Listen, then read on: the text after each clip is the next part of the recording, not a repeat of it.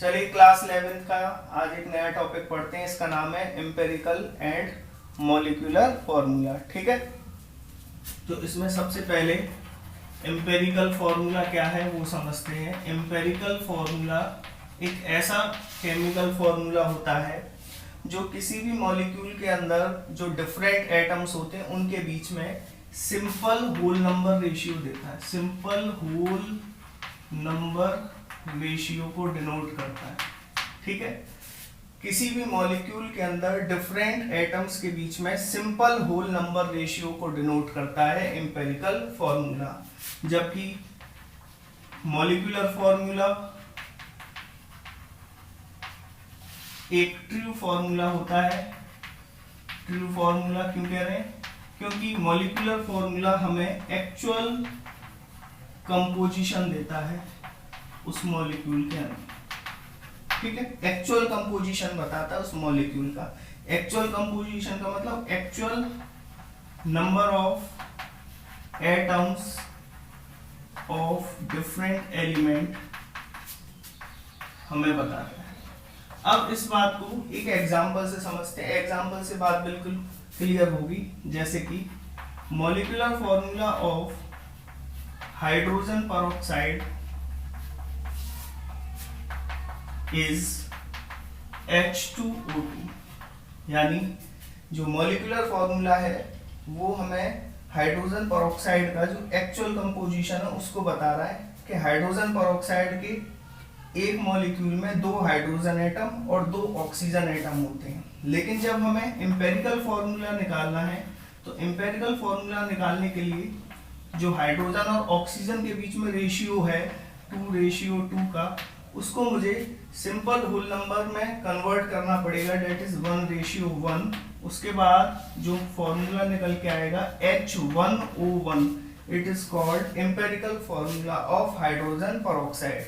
इसी तरीके से अगर मैं बात करूं molecular formula of benzene, benzene का मॉलिक्यूलर फॉर्मूला क्या होगा? C6H6। लेकिन अगर एम्पेरिकल फॉर्मूला की बात होगी तो एम्पेरिकल फॉर्मूला क्या हो जाएगा? C1H1।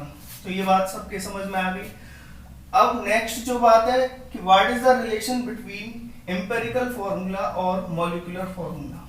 ठीक है, एम्पेरिकल फॉर्मूला और मॉलिक्यूलर फॉर्मूला में क्या रिलेशन है तो आपको पता होना चाहिए। Molecular formula is equal to n times of empirical formula.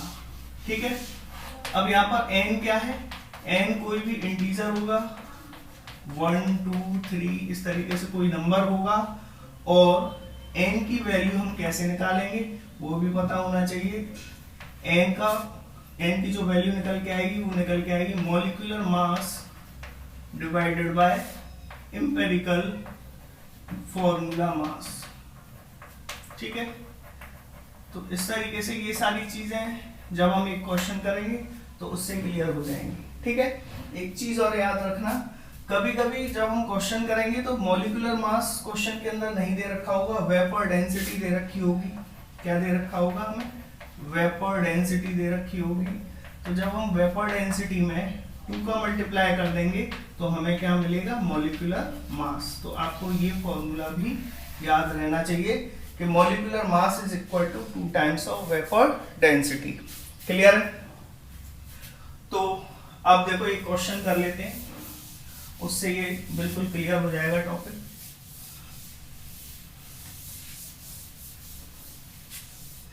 देखिए एक क्वेश्चन है, और क्वेश्चन क्या है कि एक कंपाउंड दे रखा है, एक कंपाउंड है and it contains sodium equal to 14.28%, sulfur equal to 9.92%, and hydrogen equal to 6.20%, and rest is oxygen। बाकी का जो बचा हुआ परसेंट है वो ऑक्सीजन प्रेजेंट है उसमें।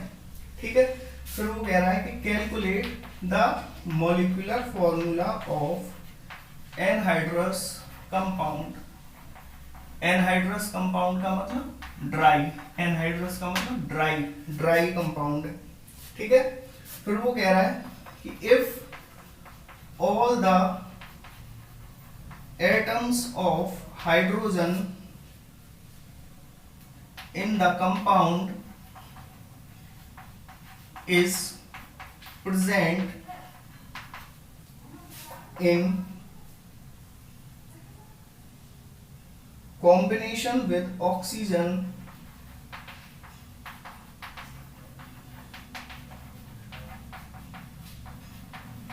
as water of crystallization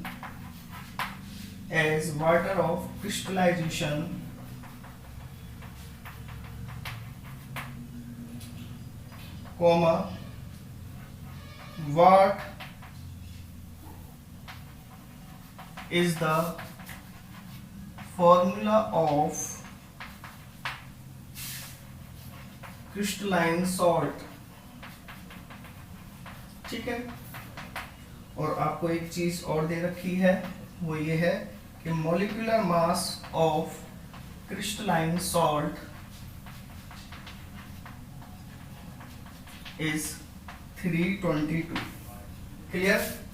ये आपको क्वेश्चन दे रखा है, यानी एक कंपाउंड है, उसके अंदर 4 एलिमेंट प्रेजेंट है, सोडियम, सल्फर, हाइड्रोजन और ऑक्सीजन। ये 4 एलिमेंट प्रेजेंट है, उनकी आपको परसेंटेज कंपोजिशन दे रखा है।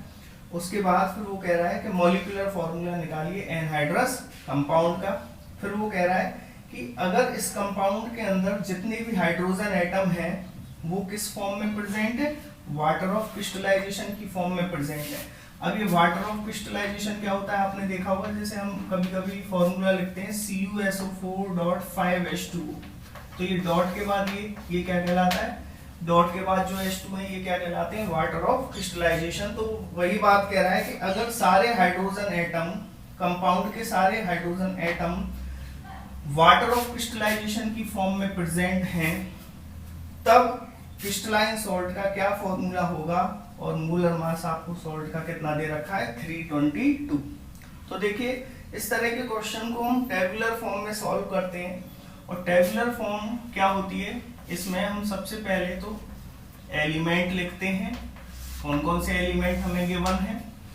देखिए कौन कौन से एलिमेंट गिवन है, हमें एक तो सोडियम दे रखा है, सल्फर दे रखा है, हाइड्रोजन दे रखा है और ऑक्सीजन। क्लियर है? फिर दूसरे कॉलम में हम उसका परसेंट कंपोजिशन लिखते हैं कि परसेंट कितना दे रखा है, सोडियम का 14.28, सल्फर का 9.92, हाइड्रोजन का 6.20 और ऑक्सीजन का कितना हो जाएगा, 100 में से इन तीनों को माइनस कर देंगे, तीनों को जोड़ो और फिर 100 में से माइनस कर दें। ठीक है, यानी 100 में से आपको माइनस करना है किसको, 14.28 प्लस 9.92 प्लस 6.20, और इसे सॉल्व करने के बाद मेरे ख्याल से सबको एडिशन करना तो आता ही होगा, इसलिए मैं आपको डायरेक्ट बता देता हूँ। ये जो निकल के आएगा ये आएगा 69.6। ठीक है, इतना परसेंट। क्लियर है? उसके बाद फिर हमें यहाँ लेना है एटॉमिक मास, जैसे कि सोडियम का एटॉमिक मास 23 होता है, सल्फर का 32, हाइड्रोजन का 1 और ऑक्सीजन का 16। उसके बाद फिर हम यहाँ करेंगे परसेंट अपॉन में एटॉमिक मास। ठीक है, percent divided by atomic mass. तो percent 14.28 divided by atomic mass 23। ठीक है, यानी 14.28 डिवाइडेड बाय 23। इसी तरीके से 9.92 डिवाइडेड बाय 32, उसी तरीके से 6.20 डिवाइडेड बाय 1 और 69.6 डिवाइडेड बाय 16। ये सब आप डिवाइड कर दोगे और डिवाइड करने के बाद ये क्या आएगा मैं आपको डायरेक्ट बता देता हूँ। ये आएगा 0.62, फिर ये आएगा 0.31, ये 6.20 और ये आएगा 4.35। ठीक है, ये इस तरीके से ये वैल्यूज आ जाएंगी। उसके बाद हमें क्या करना है, सिंपल रेशियो निकालना है, सिंपल रेशियो। ठीक है, सिंपल रेशियो निकालने का क्या तरीका है कि ये जो चारों वैल्यूज हैं, इन चारों वैल्यूज में से सबसे छोटी संख्या कौन सी है, 0.31। तो 0.31 का डिवाइड आपको चारों में कर देना है।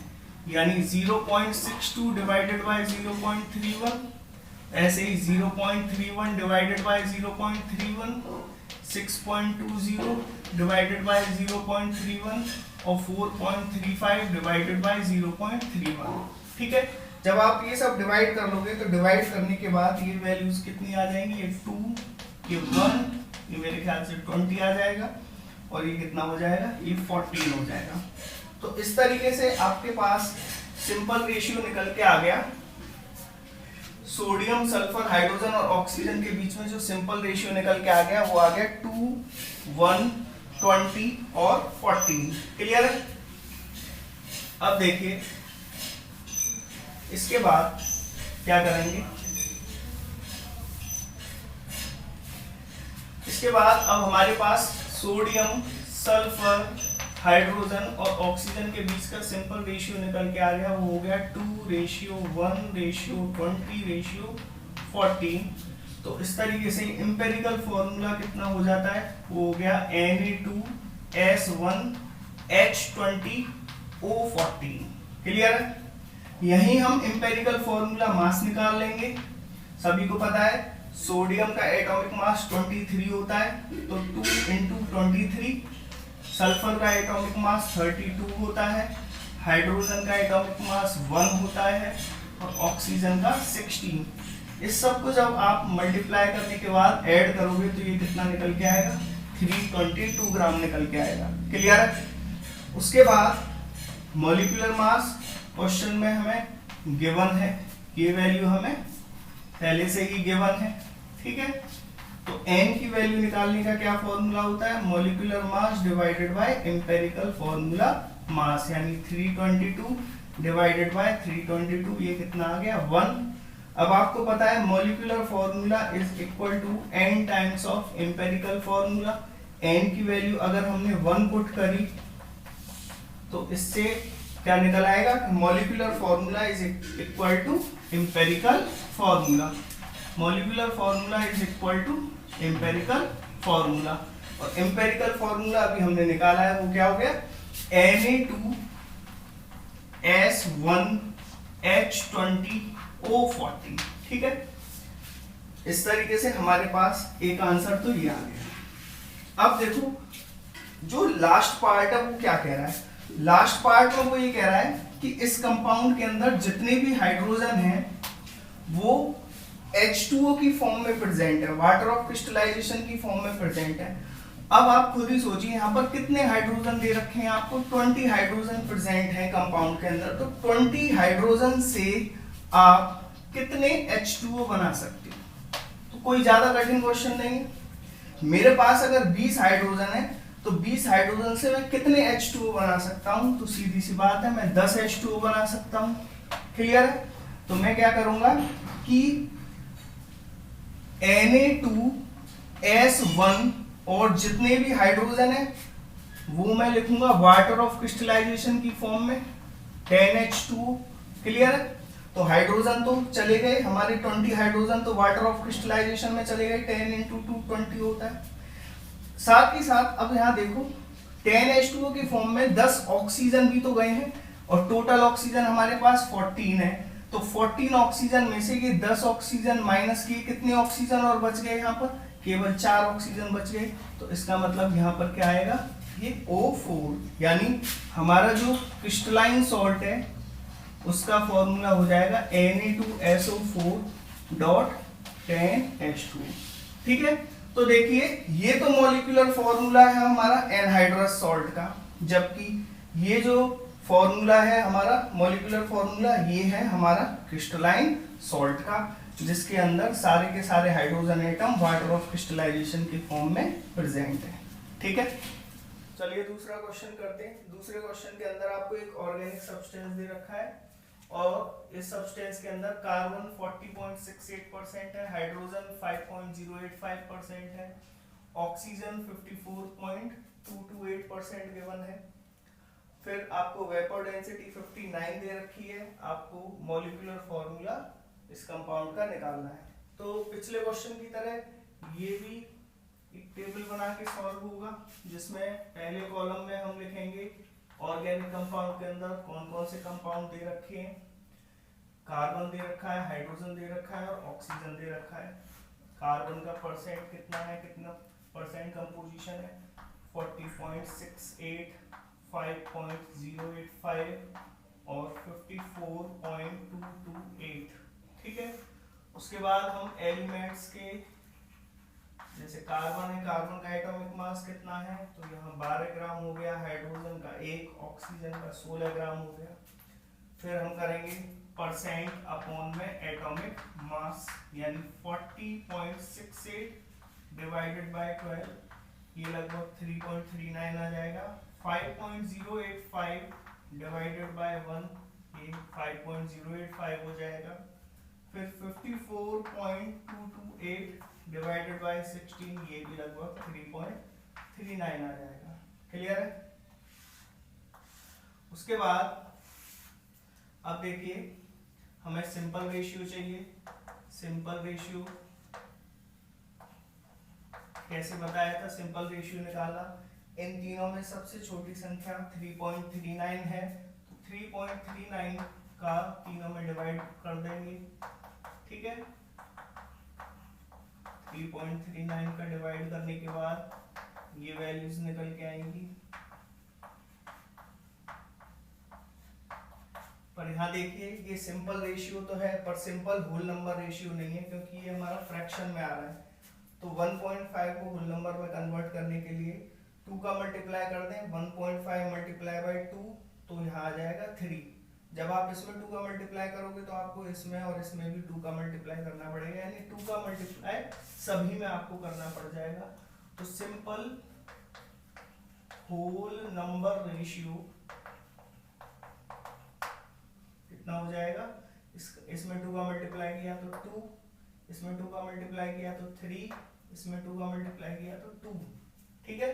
तो इस तरीके से जो कार्बन, हाइड्रोजन और ऑक्सीजन है उसके बीच में simple whole ratio, whole number ratio आ गया 2:3:2।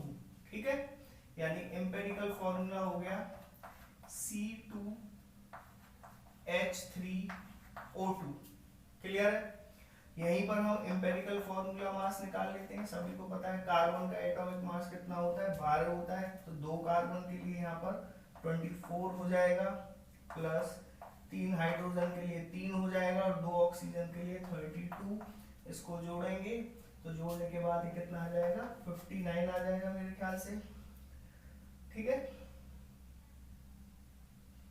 ठीक है, 59 ग्राम आ गया एम्पिरिकल फॉर्मूला मास। यहां तक आगे बात समझ में। अब देखो आगे कैसे करेंगे।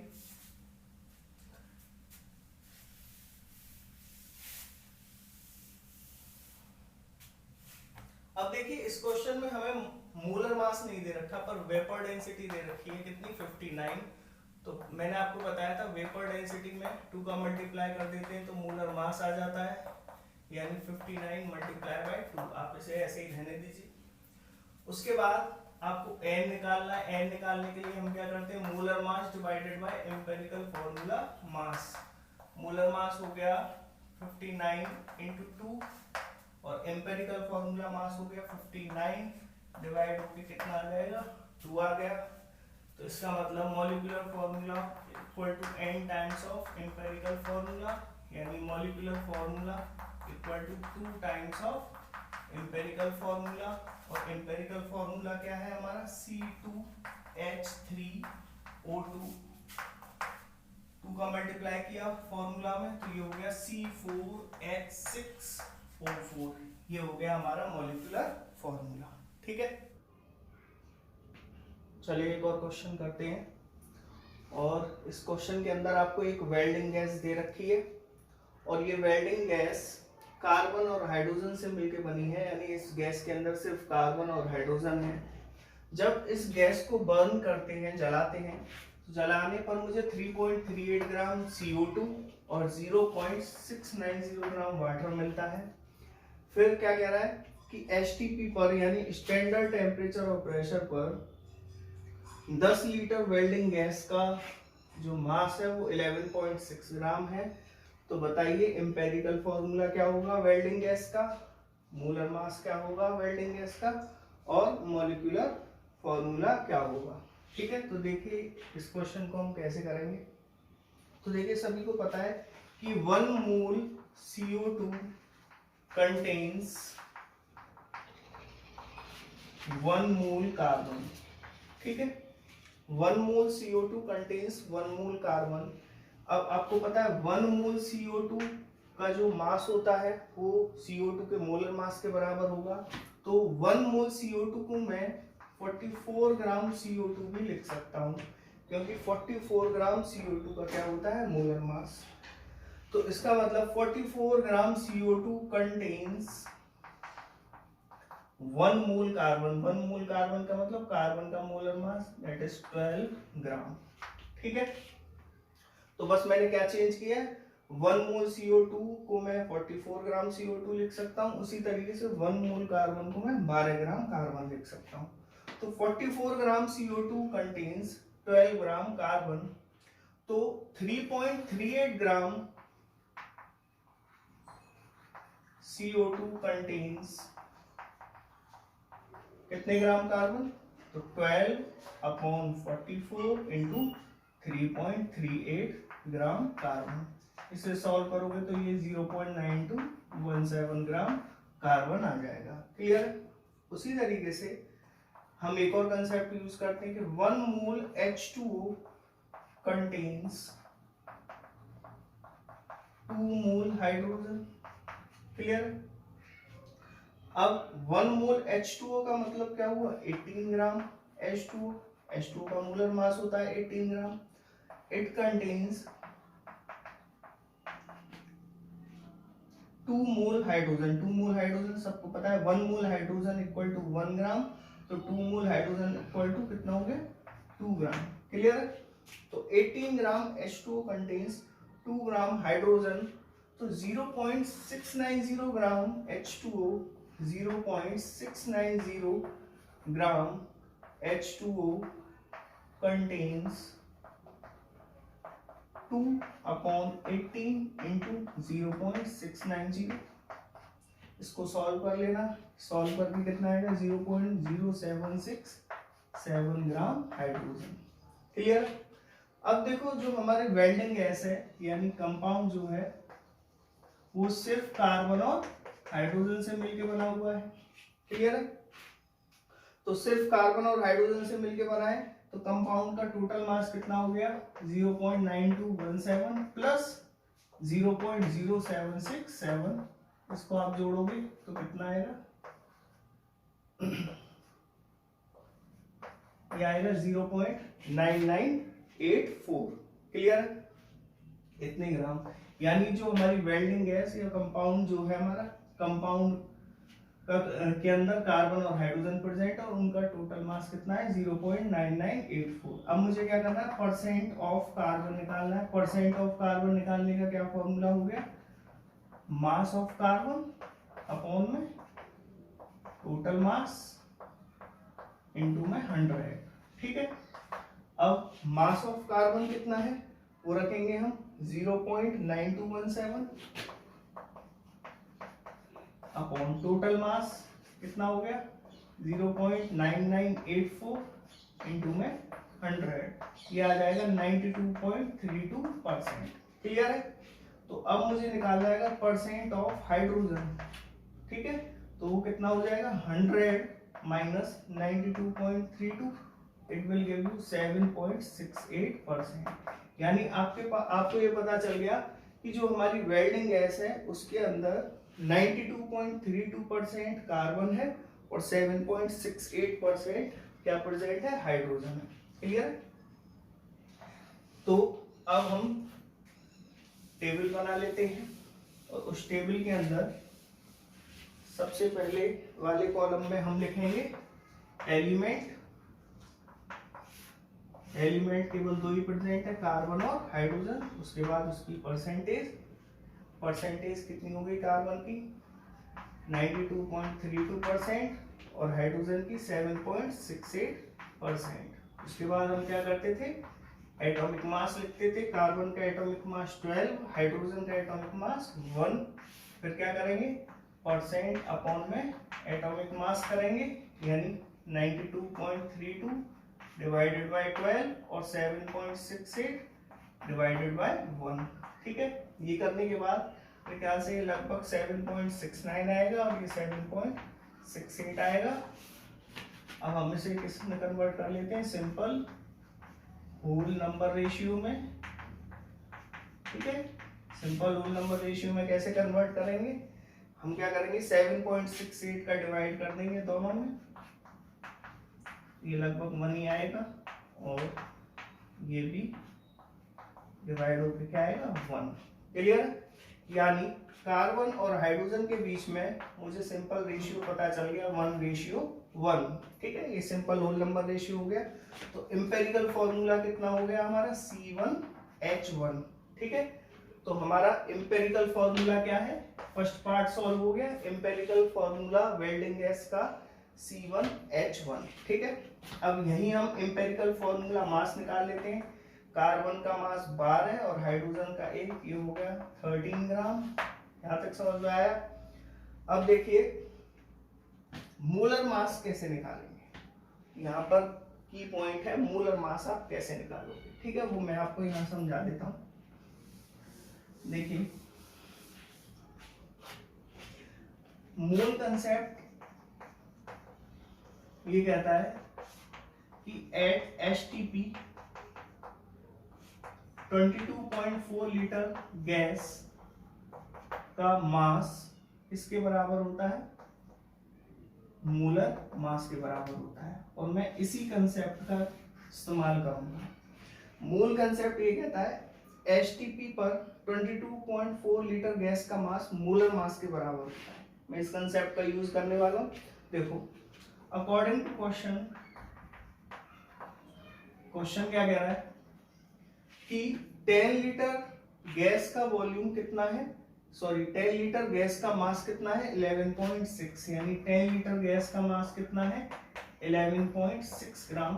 तो मैं 22.4 लीटर गैस का मास निकाल लेता हूँ, कितना हो जाएगा 11.6 डिवाइडेड बाय 10 मल्टीप्लाई बाय 22.4 और ये सॉल्व करोगे ये कितना आ जाएगा 26 ग्राम।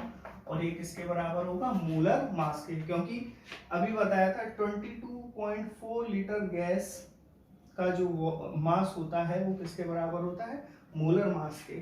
तो हमारे पास मोलर मास आ चुका है, वो कितना है 26 ग्राम। तो मोलर मास हमारे पास आ गया 26 ग्राम। अब हम n की वैल्यू निकालेंगे, molar mass divided by empirical formula mass से। मोलर मास हो गया 26 और एम्पिरिकल फॉर्मूला मास कितना हो गया 13 डिवाइड करके कितना आया 2। तो मॉलिक्यूलर फॉर्मूला होता है n times of empirical formula, यानी 2 टाइम्स ऑफ एम्पिरिकल फॉर्मूला, यानी 2 टाइम्स ऑफ C1H1, यानी मॉलिक्यूलर फॉर्मूला क्या हो गया C2H2। यानी हमारी जो ये वेल्डिंग गैस है ये एक्चुअल में एसिटिलीन होती है। C2H2 किसका फॉर्मूला होता है एसिटिलीन का। तो इस तरीके से ये क्वेश्चन खत्म होता है। Thank you very much.